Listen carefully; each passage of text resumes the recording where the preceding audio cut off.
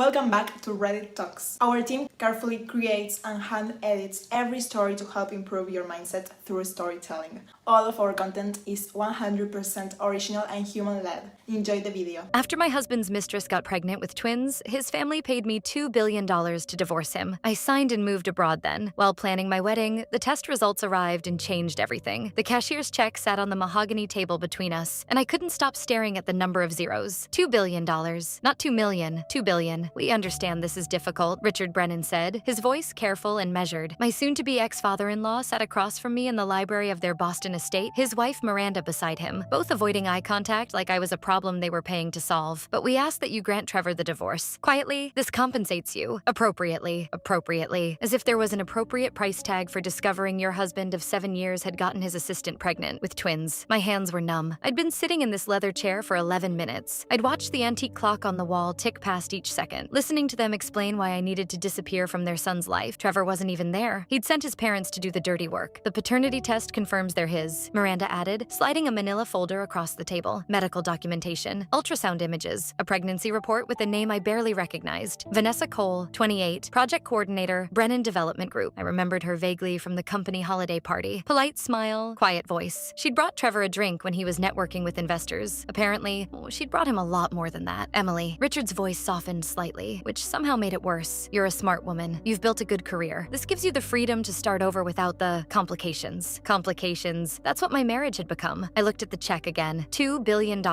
More money than I could spend in 10 lifetimes. And all I had to do was sign away 7 years of my life and pretend they'd meant nothing. My throat was tight, but I didn't cry. Crying would have given them satisfaction, made them feel like they'd won something beyond my signature. Instead, I picked up the pen. If Trevor wants out, I said, my voice steady despite the earthquake in my chest, I won't be the one begging him to stay. I signed the divorce papers without reading them. My maiden name, Emily Carter, looked strange next to my married signature, like two different people occupying the same body. Miranda exhaled with visible relief. Richard slid the check toward me. Our attorneys will handle everything, he said. The decree should be finalized within 6 weeks. We appreciate your discretion. I stood, folding the check and tucking it into my purse beside my phone, my keys, and the life I was about to walk away from. Tell Trevor, I said, looking at them both, that I hope he's very happy. I meant it, not because I forgave him, but because happiness built on betrayal has a way of collapsing under its own weight. I walked out of the Brennan estate at 3:47 p.m. on a Tuesday in March. By Friday, I was on a plane to Rome. My name is Emily Carter, and before that Tuesday, I thought I understood what marriage meant. Trevor and I met at Boston University during our senior year. He was studying business. I was finishing my economics degree. We were both ambitious, both driven, both convinced we were going to build something extraordinary together. And for a while, we did. Trevor joined his family's real estate development company. I took a position at Whitmore Financial as an analyst. We got married in a small ceremony at his parents' estate, the same library where I'd sign our divorce papers 7 years later, and built what looked like a perfect life. Red flag number 1, looked like, should have been my first warning. Trevor traveled constantly. Site visits, investor meetings, weekend trips to evaluate properties in Miami, Seattle, Vancouver. I told myself it was normal, that ambitious people made sacrifices. Red flag number 2, I was making all the sacrifices. When I got promoted to senior analyst and my hours increased, Trevor complained that I was never home. When his travel schedule doubled and he missed our anniversary, I apologized for being upset. Red flag number 3, I'd learned to apologize for having feelings, but I stayed because I loved him, because I believed in the future we'd planned, because walking away felt like admitting failure. Until his mother called at 9:14 a.m. on that Tuesday, her voice shaking, asking me to come to the estate immediately. I knew before I arrived. You always know, don't you? Your body understands betrayal before your mind catches up. The 6 weeks between signing the papers and the finalized decree were a blur of international wire transfers, real estate agents, and visa applications. I didn't tell anyone the real reason I was leaving. My parents thought I was taking a sabbatical. My colleagues at Whitmore believed I'd accepted a position abroad. Only my best friend Natalie knew the truth, and even she couldn't fully comprehend it. $2 billion?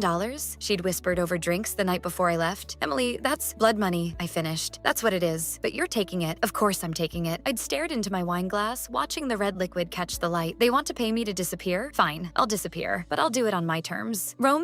Florence became a small apartment overlooking the Arno River with terracotta tiles and morning light that made everything feel like a painting. I enrolled in Italian language classes, started consulting remotely for a boutique financial firm, learned to make pasta from scratch, and slowly, painfully, I started to feel human again. I met Oliver Hayes 4 months after moving to Italy. He was British, an architect specializing in historic restoration, and he'd been hired to oversee renovations on the building next to mine. We met when my ceiling started leaking. His construction crew had accidentally damaged a shared water line, and he'd shown up at my door at 7:30 p.m. with apologies, a bottle of wine, and the kind of warm smile that made you forget why you were angry. "I'm terribly sorry about the mess," he'd said, his accent making even the apology sound charming. "Let me make it up to you. Dinner?" I should have said no. Should have kept the walls up, the distance safe. But something about Oliver felt different, gentle, real. We started with coffee, then walks along the river, then weekend trips to Siena and San Gimignano, where he pointed out architectural details I'd never noticed. And I explained the economic history of medieval banking. He made me laugh. Actually laugh, not the performance I'd perfected during my marriage. When he proposed 6 months later, on a terrace overlooking the Duomo, sunset painting the sky in shades of amber and rose, I said yes without hesitation. "I know it's fast," Oliver said, slipping a simple platinum band onto my finger. "But when you've spent your whole life looking for something, you recognize it when it finally appears." I kissed him, tasting wine and hope and the future I thought I'd lost. We set the wedding date for October. Small ceremony, close friends, no family drama, just us. The email arrived on a Tuesday. Of course it did. I was sitting at my desk reviewing financial projections for a client when my phone buzzed with a notification. Sender, unknown. Subject, paternity test results. Urgent. My stomach dropped. I shouldn't have opened it. Should have deleted it, blocked the sender, moved on. But curiosity is a vicious thing. The attachment was a PDF from GeneTech Laboratories, dated 3 days earlier. Official letterhead, stamp of certification, and results that made the room tilt sideways. DNA, paternity test. Child A, male twin. Probability of paternity, 0% child B, female twin. Probability of paternity, 0% Trevor Brennan is excluded as the biological father of the tested children. I read it 3 times, then a 4th. Trevor wasn't the father. The mistress he'd destroyed our marriage for, the woman carrying his twins, had been lying the entire time. A sound escaped my throat. Half laugh, half sob. The irony was suffocating. $2 billion, a dissolved marriage, a life rebuilt in another country, all based on a lie. My phone buzzed again. A voicemail from a US number I recognized immediately. Trevor's voice, shaky and desperate, filled my apartment. "Emily, I know you probably don't want to hear from me, but I need to talk to you. The DNA test came back. The twins, they're not mine. Vanessa lied about everything." His breath caught. "I made a terrible mistake. I destroyed us for nothing. Please call me back." I deleted the message. Oliver found me 20 minutes later, still sitting at my desk, staring at nothing. "Em?" He set down the grocery bags he'd been carrying, concern immediate in his eyes. "What's wrong?" I hesitated. Oliver knew about the divorce, about Trevor's affair, the move to Italy, the general shape of my past, but not the details. Not the $2 billion or the twins or the web of lies that had just unraveled 3,000 miles away. I handed him my phone, the PDF still open. He read it slowly, his expression shifting from confusion to understanding to something close to anger. "He's not the father," Oliver said quietly. "No, and he's trying to contact you." "Yes." Oliver set the phone down carefully like it might explode. "What do you want to do?" "Nothing," I said, and meant it. "I don't want anything from Trevor. I don't even want revenge. I want to close that chapter completely." Oliver pulled me into his arms, and I let myself lean into the warmth, the safety, the certainty that this was real. "Then we close it," he said, "together." But the past, I was learning, doesn't close neatly. Over the next week, the emails started arriving. Not from Trevor. He'd apparently learned I wouldn't respond, but from everyone else in the wreckage. Miranda Brennan, "Emily, we acted on information we believed to be true. We hope you can understand we were protecting our son. Perhaps we can discuss this like adults. Vanessa Cole, please, I need to talk to Trevor. He won't answer my calls. You have to help me. I'm scared and alone, and I don't know what to do." Richard Brennan's attorney, Ms. Carter, given the recent developments regarding the Brennan-Cole situation, we'd like to discuss potential modifications to the divorce settlement. I deleted every single one. They'd treated me as disposable, a problem with a price tag. Now they wanted me to clean up the mess they'd made? No. One evening, while Oliver sketched restoration plans for a 16th century villa, I stepped onto our balcony overlooking the Arno. The sunset was painting the river in shades of gold and crimson. I called Trevor. He answered on the first ring. "Emily, thank God." "Stop," I said. "I'm not calling to help you. I'm calling so you hear this directly. I'm getting married to someone who actually values me. Whatever you're dealing with now is yours to face, not mine." Silence. Then, "Did you ever really love me?" The question caught me off guard. I could have lied, could have said no, that it was always just convenience or ambition or inertia, but that would have been giving him too much. "Yes," I said. "I loved who I thought you were, but that person never existed." I hung up. For the first time in over a year, I felt whole. The envelope arrived 2 days before the wedding. No return address, Italian postmark, but wrong city. Inside was a single photograph, me and Oliver at a cafe in Florence, taken from across the street with a telephoto lens, and a note, printed in block letters. "You don't know who he really is. Call off the wedding." My hands went cold. I showed it to Oliver that evening. He studied the photo, jaw tight. "Do you recognize the angle?" I asked. "No. Whoever took this was professional. We would never have noticed." We reported it to the Polizia Municipale, who took statements but warned that anonymous threats were difficult to trace without additional evidence. That night, I couldn't sleep. The note sat on my nightstand, words burning into my vision every time I closed my eyes. "You don't know who he really is." Oliver rarely talked about his past. He'd mentioned growing up in London, studying at Cambridge, working for various firms before going independent. But when I I'd asked about previous relationships or why he'd moved to Italy, he'd smile and say, "Everyone needs a fresh start sometimes." I'd understood that. I'd needed a fresh start too. But what if the note wasn't about Trevor at all? What if it was about Oliver? The next morning, while Oliver was at a construction site, I did something I'm not proud of. His leather messenger bag sat by the desk, usually organized, meticulous. Today, the zipper was slightly open. I shouldn't have looked. But fear makes us do things we swore we'd never do. Inside, beneath architectural sketches and permits, was a folder labeled Hayes and Associates Investigations. Investigations? My pulse hammered as I opened it. Case files, surveillance reports, background checks, and one name that made my blood freeze. Target, Trevor Brennan. Objective, financial fraud investigation and asset recovery. Status, active. The pages detailed Trevor's business dealings, offshore accounts, suspicious transfers. Someone had been investigating my ex-husband for months, and that someone was Oliver, or worked for him. Or the door opened. Oliver stood in the doorway, still in his work clothes, expression shifting from surprise to resignation when he saw the folder in my hands. Emily, you were investigating Trevor? My voice came out sharper than I intended. Before we met, he closed the door carefully. Yes? Why? Oliver ran a hand through his hair, the gesture so familiar it hurt. I need to tell you something, and you're going to think the worst, but I swear, it's not what it looks like. Then what is it? He sat down heavily. I'm not just an architect. I mean, I am. That's real. But I also work with an investigation firm that specializes in corporate fraud. Hayes and Associates is my company. And Trevor? Brennan Development Group hired us 8 months ago. They suspected financial irregularities, missing funds, offshore transfers, forged documents. Trevor's signature was on everything. I felt sick. His own parents hired you? They wanted evidence before going to authorities. Family businesses are complicated. They needed proof, and you found it. We found enough to refer the case to the FBI. Federal fraud charges. We're talking millions in embezzled funds, falsified tax documents, securities violations. He looked at me directly. Trevor Brennan is going to prison, Emily. The room spun. When were you going to tell me? I've been trying to, Oliver said. But I was terrified you'd think I approached you because of the investigation. That everything between us was surveillance. Wasn't it? The words tasted like poison. No, his voice cracked. I met you because your ceiling leaked. I fell in love with you because you're brilliant and resilient and you laugh at terrible puns. The investigation was my job. You were never part of it, but you kept it from me because I was a coward, he admitted. I was afraid of losing you. I spent the rest of the day walking along the Arno, trying to untangle truth from deception. Oliver had lied by omission, but he'd also been protecting an active investigation. And everything else, the dinners, the trips, the proposal, had felt real. Was real, wasn't it? My phone buzzed. Detective Marcus Reeves, FBI, Boston Field Office. Miss Carter, I'm calling about your ex-husband, Trevor Brennan. We have reason to believe he may attempt to contact you. If he does, please notify us immediately. Why? What happened? Mr. Brennan has fled the country. We issued a warrant for his arrest 3 days ago on multiple federal charges. He's currently wanted for fraud, embezzlement, and obstruction of justice. My breath caught. He contacted me last week from a U.S. number. Last week, he was still in Boston. He left Friday night. We tracked him to Montreal, but the trail went cold. Miss Carter, I need to ask. Did he ever discuss offshore accounts with you? Numbered accounts in the Cayman Islands or Switzerland? Never. And you received a divorce settlement? How much? I hesitated. $2 billion.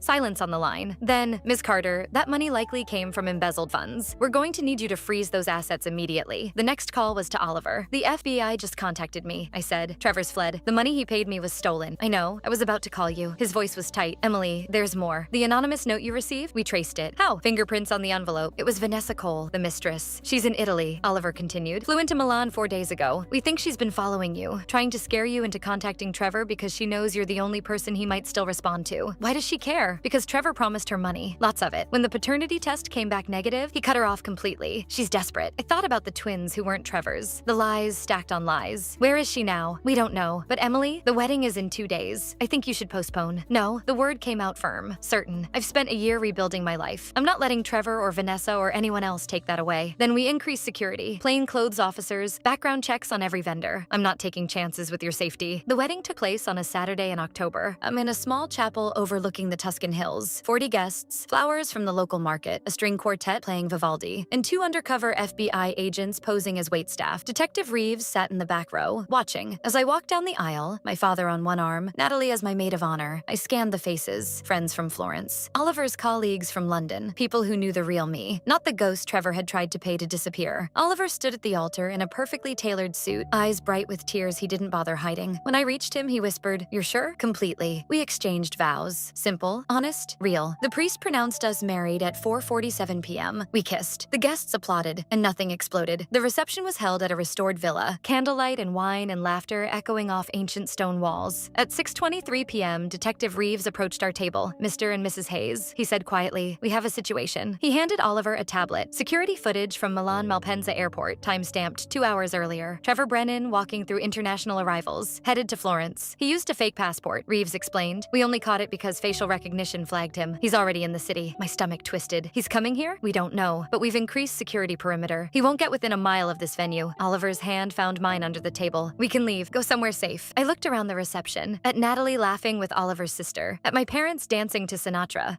at the life I'd built from the ashes of betrayal. No, I said. If Trevor wants to talk, let him come. He arrived at 7:04 p.m. Security stopped him at the gate, but I heard the commotion. Raised voices, radio chatter, Detective Reeves moving quickly toward the entrance. Let him through, I told the detective. Mrs. Hayes, I corrected, and let him through. I want to face him. Trevor looked terrible, unshaven, rumpled suit, eyes desperate and hollow. He stopped 10 feet from our table, staring at me in my wedding dress. Oliver beside me, our hands intertwined. Emily, he said, please, I need to talk to you. Then talk, not here, privately. No, whatever you need to say, you say it here. He glanced around at the guests, the security, Detective Reeves standing with hand near his weapon. The money I gave you, Trevor said. I need it back. I almost laughed. The $2 billion your parents paid me to disappear? The money that came from the accounts you embezzled? His face went pale. You know, I know everything, I said. The fraud, the offshore accounts, the falsified documents with your signature, the FBI warrant, all of it. Then you understand why I need it back. If I can return the money, maybe they'll reduce your sentence? I finished. Trevor, you stole from your own family. You destroyed your company. You let your mistress lie about paternity to manipulate you. And now you're a fugitive. I made mistakes. You made choices, I corrected. And I'm making one too. I nodded to Detective Reeves. Trevor Brennan, Reeves said, stepping forward. You're under arrest for wire fraud, embezzlement, securities fraud, and obstruction of justice. Trevor's knees buckled. Emily, please, I loved you. No, I said quietly. You loved what I could give you. Stability, respectability, a clean image while you committed federal crimes. But you never actually saw me. Officers moved in, handcuffs clicking into place. As they led him away, Trevor looked back once. I'm sorry. I know, I said, but sorry doesn't fix anything. The reception continued after Trevor was escorted off the property. Oliver squeezed my hand. Are you okay? I will be. Later that night, while guests danced and drank wine under string lights, Detective Reeves approached again. Mrs. Hayes, we're going to need you to work with our asset recovery team. The $2 billion will be seized as evidence and eventually returned to Brennan Development Group. I understand. You're not upset? That's a lot of money to lose. I looked at Oliver, at our friends, at the life we were building together. I didn't lose anything that mattered, I said. I just gave back something that was never really mine. 6 months later, I received a letter from Miranda Brennan. It was short, handwritten on expensive stationery. Emily, Trevor's trial concluded yesterday. 15 years, federal prison. Richard and I are rebuilding the company from the ground up. The damage Trevor caused will take decades to repair. I don't expect forgiveness, but I wanted you to know we were wrong. About you, about the situation, about everything. You deserved better than we gave you. I hope you found happiness. Miranda. I read it once, then filed it away with all the other artifacts from that chapter of my life. Trevor's fraud trial had been national news. The mistress, Vanessa Cole, had been charged as an accessory after attempting to extort money from the Brennan family. The twins, not Trevor's, fathered by her actual boyfriend, were born in January. And me? I was living in Florence with my husband, running a successful consulting firm, learning to make risotto, and occasionally laughing about the absurdity of it all, because sometimes the best revenge isn't revenge at all. It's building something real from the ruins of something fake. On our first anniversary, Oliver and I returned to the terrace where he'd proposed. Same view, same sunset, different people. Do you ever regret it? He asked. Turning down $2 billion? I thought about it honestly. No, that money was poison. It would have made me rich, but it wouldn't have made me whole. And now I'm both. He kissed me as the sun set over the Duomo, painting the sky in shades of amber and gold. And for the first time in my life, I understood what freedom actually felt like. Not the freedom money buys. The freedom that comes from choosing truth over comfort, dignity over wealth, and love over everything else that doesn't matter. Trevor lost everything. His freedom, his fortune, his family's respect. But I gained something he could never steal. A life that was finally, completely mine. If you made it this far, drop a like and share your thoughts. Sometimes the most expensive things in life cost nothing at all. And sometimes walking away from billions is the richest decision you'll ever make.